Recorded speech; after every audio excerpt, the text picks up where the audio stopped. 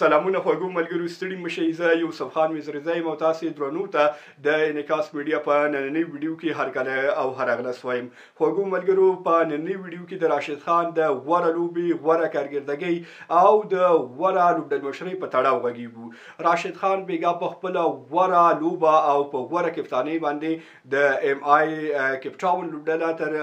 پایلوبې ورسوله او بیګا یې په پایلوبه کې دغه لوبډله د ساوث افریقا د لیګ اتله لوبډله ثابته کړله او اتلولي ورته وګټله. دا ډیره د ویاړ ډکه شیبه وه د افغانستان د کرکټ دپاره، خاص کر د راشد خان دپاره چې راشد خان وشي کولی د آی پي ایل غوندې یو ستر لیګ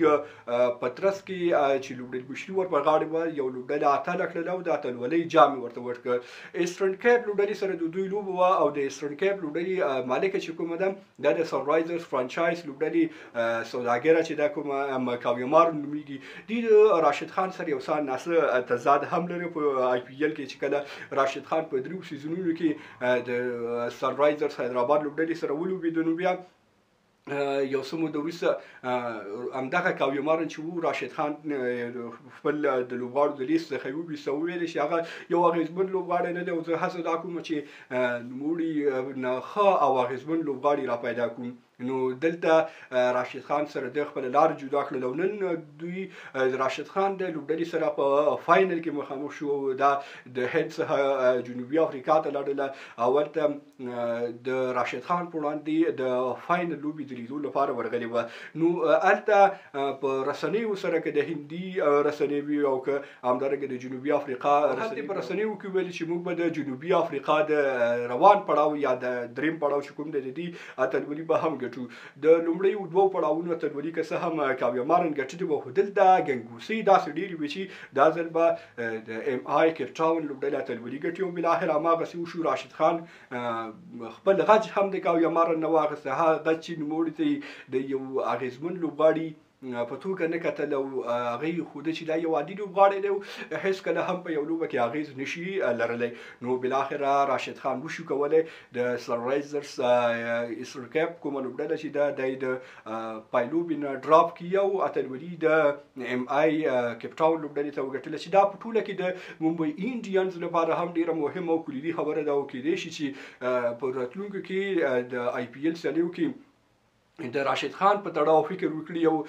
دوی به وغواړي چې راشد خان د خپل ځان سره په خپله لوبډله کې بیا واخلي. په هندي رسنیو کې هم یو غوبل روان دی، یو ډېرې زیاتې تبصرې د راشد خان په اړه کېږي، د راشد خان د غوره لوبډلمشرۍ په تړاو، د غوره لوبو په تړاو. او هلته یوه مهمه خبره دا کېږي چې کیدای شي په راتلونکي پړاو کې اوس خو دغه آی پي ایل چې کوم دی دا هر څه مخکې شوي دي او هلته ممبئی لوبډلې خپله لوبډله هم اعلان کړې ده، لوبډلمشر هم انتخاب کړی دی. نو د راتلونکي کال لپاره د ممبئی لوبډلې داسې پلان هم موجود دی چې راشد خان په خپله لوبډله کې د یو لوبغاړي په توګه یا هم د یو لوبډلمشر په توګه انتخاب کړي ویخلي، چې دا د راشد خان لپاره ډیره مهمه خبره ده. د دې خبرې ثبوت دا ده چې د ممبئی انډینز کومه لوبډله چې په ساوث افریقا لیګ کې ده، د دې لیګ اتلولي تاسو وګورئ، راشد خان ورته اتلولي وګټله او ډېره بهترینه لوبه وکړه. چون همدغه لوبډله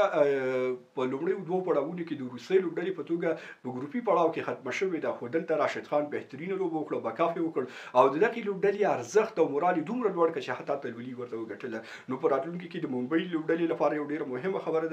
دا ده چې راشد خان به په خپلو لوبډله کې ځایوي او یا به د یو لوبغاړي په توګه او یا هم د یو لوبډلمشر په توګه به درته وایم. خبره دلته دا ده چې راشد خان دومره بهترینه کپتاني وکړه په خپله کپتانۍ باندې د ایم آی کیپټاون لوبډله اتله کړله او اتلولي ورته وګټله. دلته اوس په هند کې او د هند په میډیا کې خبرې راپورته کېږي، غبرګونونه ښودل کېږي چې د دې کارکردګۍ ته په کتو سره او دومره فوقالعاده رهبرۍ سره امکان د دې دا دی چې ګجرات ټایټنز لوبډله د راتلونکي پړاو آی پي ایل سیالیو لپاره راشد خان د خپل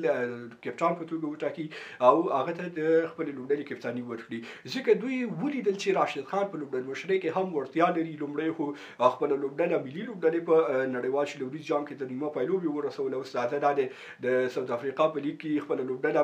اتله کړه او اتلولي ورته وګټله. نو امکان ډېر داسې دی چې ګجرات لوبډله هم د راتلونکي سیزن آی پي ایل لوبو لپاره راشد خان خپل لوبډلمشر وټاکي. بل خبره په هندي رسنیو کې داسې کیږي چې کاویا مارن ډیره زیاته پښیمانه ده، خپه ده او